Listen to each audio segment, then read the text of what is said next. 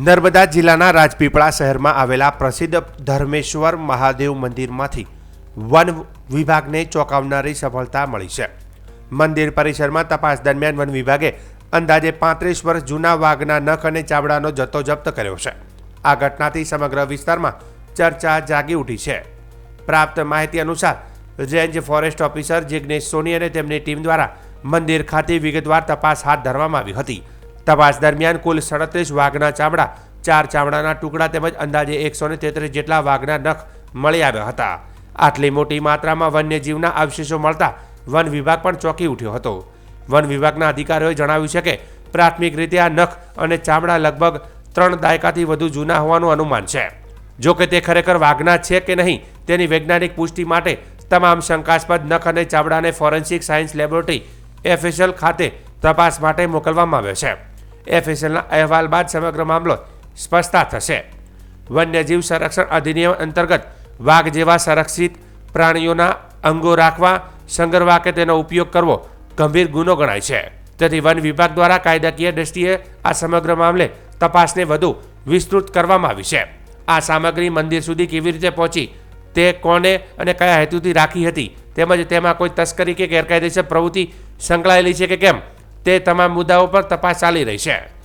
One વિભાગે મંદિરના સંચાલકો તેમજ સંબંધિત વ્યક્તિઓની પૂછપરછ પણ શરૂ કરી હોવાનું જાણવા મળ્યું છે. સમગ્ર ઘટનાને લઈને અધિકારીઓએ જણાવ્યું કે વન્યજીવનના સંરક્ષણ માટે કાયદાની કડક અમલવારી જરૂરી છે. આવા કેસોમાં કોઈપણ પ્રકારની બેદરકારી ચલાવવામાં આવશે નહીં. FSL રિપોર્ટ આવ્યા બાદ આગળની કાર્યવાહી નક્કી કરવામાં આવશે તેમ વન વિભાગના અધિકારીઓએ જણાવ્યું છે. આ મંદિર છે ને, અમે ઘણા વખતથી એટલે કે 2 વર્ષથી ટ્રસ્ટી આવવાનું, પણ મારા જ ઉંમર પણ વધારે 100 વર્ષ કરતા આસપાસ એ કહે તો જ કરવાનું, નહીં તો અમે કોઈ કામ કરી શકીએ નહીં. હવે સ્થિતિ એવી થઈ કે મંદિરમાં બધી ઓરડી ઘણી બધી જૂની ને એ પડી ગઈ, અને એમાંથી જે સામાન જૂનો હતો એ મૂકવા માટે અમે એક રૂમ સાફ કરતા, જે જગ્યાએ તમે જે પ્રશ્ન લઈને આવ્યા છો એ જગ્યા ઉપર અમારો સામાન એવું કે મંદિરમાં કામ લાગે એવું સામાન અમારી પાસે રાખવાની જગ્યા હતી નહીં. એટલે આ રૂમ સાફ કરવા ગયા ઉપર. સાફ કરતા કરતા આ પેટારો મળ્યો મોટો, અને તાત્કાલિક ખબર પડી કે આમાં કોઈ જંગલી જાનવરનું આ કંઈક ચામડા જેવું દેખાય છે. એટલે અમે એને બંધ કરી દીધું તરત જ, અને એટ આ ટાઈમ એટલે કે સાંજે સંધ્યાકાળ અંધારું. તાત્કાલિક જાણ કરવાની હતી નહીં, માણસો કોઈ હતા નહીં. એટલે બીજે દિવસ સવારમાં જ મંદિરના લેટર પેડ ઉપર પ્રમુખ અને મંત્રીશ્રીએ ટ્રસ્ટીઓ સાથે જઈને અમે જાણ કરી દીધી કે ભાઈ આ પરિસ્થિતિ હતી ને અમે આપને જાણ કરીએ છીએ, આપ એમનો કબજો તાત્કાલિક લેવા વિનંતી. એ સિવાય અમે બીજું કંઈ આમાં કંઈ વિષય જાણતા નહોતા. આજુબાજુના અમારે તો મજૂર આજુબાજુ રહે છે, મંદિર સાફસૂફ કરે, કચરો વાળે, એને ખબર નથી કે આ પરિસ્થિતિ છે અહીંયા. એટલે આ કેટલા વર્ષ જૂનું હશે એ અમને ધ્યાનમાં જ નહોતું, અને જો એવડે તરત ખબર આપી દીધી. આપણને ખબર છે કે આમાં ઘણા બધા ખરાબ કાયદાઓ બી હોય, અને આપણી જાણકારીમાં છે તો આપણે તાત્કાલિક જાણ કરીએ. જંગલ ખાતાએ આ કબજો તાત્કાલિક અસરથી લીધો, પંચનામું પણ કર્યું છે, અને સ્થળ પર આવીને જોઈ ગયા છે. બાકી એ અંદર હું હતું એની તો મને ખબર જ નથી. અત્યારે તમને ફોરેસ્ટે કઈ જાણ કરી છે કે ના, કોઈ જાતની કોઈ જાણ નથી કરી, અને અમે પૂછ્યું પણ નથી. જાણવા મળ્યું છે કે અહીંયા જે બાપજી રહેતા તે રૂમ સુધી જવા પણ નતા દેતા કોઈને કે? હા, એ તો સ્વાભાવિક, ઉંમર પણ વધારે હતી, અમને ના પાડે. એમની પાસે બેઠા ત્યાંથી ટ્રસ્ટીઓ જોડે છે ને, બહુ વર્તન જ ખરાબ હતું. અહીં આવે એટલે સ્વાભાવિક એ લોકોને ગમે નહીં. અમે પણ કહીએ 1-5 વર્ષથી કે આ બધું પડી ગયું છે, નવું બનાવીએ, તમારી રૂમ નવી બનાવી આપીએ. તમે જે વખતે રહેતા તે વખતે એવું હતું ખરી કે તાંત્રિક વિધિ કંઈ કરતા હોય, કોઈ જાણકાર હતા?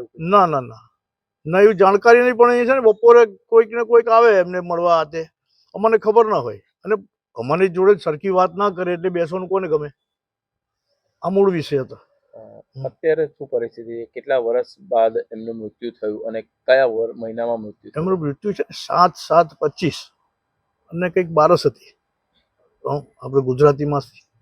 એ દિવસે ગુજરી ગયા રાત્રે, પછી બીજે દિવસે એમને સમાધિ આપી. એટલે એમના બીજા શિષ્યો ઘણા બધા છે, એ તાત્કાલિક બધા ભેગા થઈ ગયા.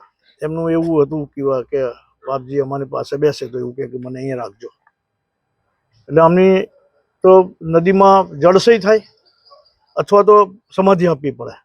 આ સાધુ સંતો એટલે 30-40 વર્ષના સમયગાળામાં અહીંયા રહી ગયા ભાઈ, ઓછામાં ઓછા. એટલે એમાં સ્વાભાવિક કે એમના પેલા આસિસ્ટન્ટ બધા શિષ્યો બધા હોય, એટલે કે કે મૂળ બાપ વતની ક્યાંય ના હતા ખાસ? મધ્યપ્રદેશ. પછી ખબર પડી એમની પાસે પાસપોર્ટ છે, અમેરિકા જઈને આવ્યા છે બાપુ. અને એ આમ તો ગીતા મંદિરમાં હતા કંઈક એવું અમે જાણ્યું કે ગીતા મંદિર હમણાં બધા જે ડોક્યુમેન્ટ નીકળ્યા ને આ સ્થિતિ પછી એમાંથી ખબર પડી કે એમની પાસે પાસપોર્ટ પણ હતો અને ગીતા મંદિરમાં ખાસ કોઈ જગ્યાએ સ્વામી હતા મહારાજ તેની જોડેથી આવ્યા હતા અહીંયા. તમે જ્યારે આ જે પેટીની જે વાત કરી એ પેટી જ્યારે ખોલી તો તમને શું લાગ્યું કે એમાં કયા જાનવરનું ચામડું હોય કે ના કંઈ હોય? અમને ખબર જ નથી, અમે ઓળખીએ ના. એટલે આ જાનવર જંગલી જાનવર છે એવું ખબર, પણ એ કયા જાનવરનું છે ગંધ મારે એટલે એને અમારે જોવાનો કોઈ અપેક્ષા રાખી જ નથી. ખબર છે કે આ જંગલ ખાતાને આપી જ દેવું પડે, એમાં અમે બહુ ઈચ્છા રાખવાની અમારી જ કોઈ ઈચ્છા નથી કે આ જોવું આપણે. અને એમાં કોઈ પેટી હોય ને એમાં કઈ બીજું નખ કે એવું કઈ મળ્યું હોય કે? ના ના ના એવું અમને કઈ મળ્યું નથી. એ લોકો જે જંગલ ખાતું એ જ પેકેટ આખું લઈ ગયું ને બેગ એવી ઉતારી એવી ને એવી હતી એવી જ એમણે ઉપરથી જોઈ લીધું તાત્કાલિક ને લઈ ગયા ઉચકીને. એમાં 5-7 માણસો એમના હતા ને એવું વજન હતું એનું, એ અહીંથી ઉચકીને ડાયરેક્ટ જ લઈ ગયા. એટલે અમે અહીં કંઈ ખોલીને એમાં કંઈ જોવાનો પ્રયત્ન કર્યો નથી, અમારે જોવાની ઈચ્છા બી નથી. નામ અને હોદ્દો તમારો? હા, પંકજ વ્યાસ, ધર્મેશ્વર મહાદેવ મંદિર ટ્રસ્ટનો ટ્રસ્ટી છું. રાજપીપળાથી નજીક ધર્મેશ્વર મહાદેવ મંદિર છે, ત્યાંના ટ્રસ્ટી દ્વારા ત્યાં રિનોવેશનનું ને બધું કામ ચાલે છે. તો એ લોકોના રિનોવેશન દરમિયાન એમને કંઈક સ્મેલ આવી અને એવું કંઈક શંકાસ્પદ લાગ્યું. એમને અમને જાણ કરી. અમે સરકારી પંચો અને અમે જાતે અમારી ટીમ સાથે ત્યાં સ્થળ પર પહોંચ્યા, ત્યાં જોયું અને ત્યાં અમને પણ એવું લાગ્યું કે આ કંઈક વન્ય પ્રાણીનું હોય એવું લાગી રહ્યું છે. તો એવી શંકાસ્પદ વસ્તુ તમામ પેટી સાથે લાવી રાજપીપળા રેન્જ ઓફિસે લાવ્યા. તેને અમે ખરાઈ કરી, કેટલું છે જથ્થો છે એમાં 37 જેવા આખા ચામડા હતા અને બીજા ટુકડા હતા. એમ મળીને 40થી વધુ ચામડા જે દેખાઈ આવેલા છે, જે હાલ ઉપરથી તો એવું લાગે છે કે વાઘના છે, પણ એને ખરેખર શેના છે એની માટે અમે FSLમાં મોકલવાના છે. એની સાથે સાથે 133 જેવા નખ પણ મળ્યા છે, એ પણ સાચા છે કે ખોટા એ પણ અમે ખરાઈ કરી રહ્યા છે. આ તમામ વસ્તુને ધ્યાનમાં રાખી અમે વન્ય પ્રાણી અધિનિયમ 1972 હેઠળ ગુનો દાખલ કર્યો છે અને સરકારશ્રીને જાહેર કરી છે. આ ખરેખર વસ્તુ સાચી છે કે ખોટી અને એમાં કેટલું તથ્ય છે એની ખરાઈ માટે અમે આગળના સેમ્પલ લઈને આગળ કાર્યવાહી કરી રહ્યા છીએ. સાહેબ, કેટલા વર્ષ જૂના હોય એવું લાગી રહ્યું? એવું એનું પરથી ખ્યાલ નહીં આવે, પણ બહુ જૂના હોય એવું, કારણ કે જર્જરિત પણ થઈ ગયા છે ઘણા ચામડા, તો બહુ સમયથી એમની પાસે હોય એવું લાગી રહ્યું છે. તો વધુ તપાસ કરવાથી જ એનો ખ્યાલ આવશે કે FSLમાંથી વધુ નિર્ણય સારો છે. ક્યાં હતા અને કયા પરિસ્થિતિમાં તમને વસ્તુ મળી છે? એ ચામડા એ જે મહારાજ રહેતા હતા એ મહારાજના જે રહેઠાણ હતું એ પણ મકાન પણ 90 વર્ષ અંદાજ એવું કહેવામાં આવે છે કે 90 વર્ષ જૂનું એમનું મકાન હતું. એમાં ઉપરના ફ્લોર ઉપર હતા અને એક પેટી હતી પતળાની. પેટીની અંદર બધા એકની ઉપર એક કરીને થપ્પી વાળીને મૂકેલા હતા. ખાસ કરીને ગુજરાતમાં વાઘ તો લુપ્ત થઈ રહ્યા છે, તો આ તસ્કરી હોઈ શકે ને કોઈ જૂનું છે? જી જરૂર, તસ્કરી હોઈ શકે. બહુ જૂનું છે. મહારાજની ઉંમર પણ 1926માં એમનો જન્મ હતો, તો 95 વર્ષે એમની ડેથ થઈ હતી અને એ જ્યાં રહેતા હતા ત્યાંથી મળ્યું છે, એટલે ઘણું જૂનું છે એવું કહી શકાય.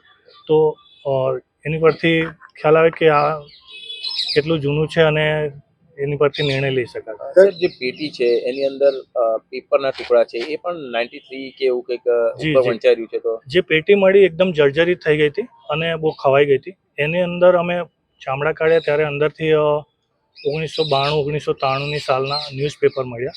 તો એની પરથી એવું અમે થોડો અંદાજ મારી શકીએ કે આ ચામડા 33 વર્ષ, જે આજની 2025-26 સુધી ગણીએ તો 33 વર્ષ સુધી તો મહારાજ પાસે કે એ પેટીમાં હતા એવું માની શકીએ. મહારાજ આજે ગુજરી ગયા અને 5 મહિના થઈ ગયા છે. હવે જો સાબિત થાય FSLમાં કે વાઘનું ચામડું છે અને વાઘના નખ છે, તો આપણે કઈ રીતે ગુનો દાખલ કરીશું? હા, તો એમના નામજોગ અને એમના સાથે કોણ કોણ જોડાયેલા હતા, એમના રહેઠાણ ક્યાં હતા, એ કોની સાથે સંકળાયેલા હતા, એ બધી તપાસ હાલ ચાલુ છે અને એમાં વધારે ઊંડાણપૂર્વક નિર્ણય લેવાનો. ઓકે, નામ અને હોદ્દો? તમારું નામ? મારું નામ જિગ્નેશ સોની, રેન્જ ફોરેસ્ટ ઓફિસર છે, રાજપીપળા.